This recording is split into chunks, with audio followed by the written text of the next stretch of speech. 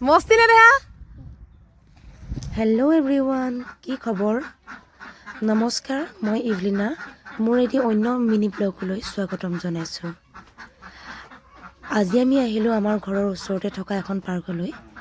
ল'ৰাৰ স্কুল বন্ধ আছিলে, বহুত দিনৰ পৰা আমি কিজনীয়ে পাতিয়ে আছিলোঁ ক'ৰবাত ওলাই যাম বুলি। সেইকাৰণে ওচৰতে ভাল হ'ব বুলি ভাবিলোঁ, কাৰণ বাচ্ছা লৈ অলপ দূৰলৈ যোৱাটো অসুবিধাও হয়। আজিৰ দিনটো বহুত ভাল লাগিল, গোটেইকেইটাই মিলি বহুত মস্তি কৰিলোঁ।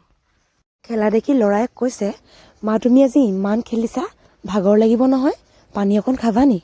মোৰ কথা শুনি ইমান হাঁহি উঠিলে নহয়। এয়া কিন্তু মোৰ জাকবিটা দেখি নাহাঁহিব দেই। বহুত ভাল লাগিলে, সঁচাকৈ কৈছোঁ, আজিৰ দিনটো বহুত ভাল লাগিলে।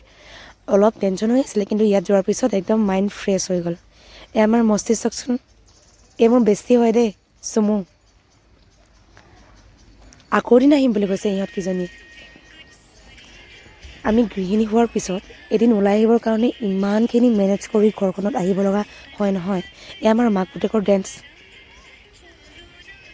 কেনেকুৱা লাগিছে জনাব।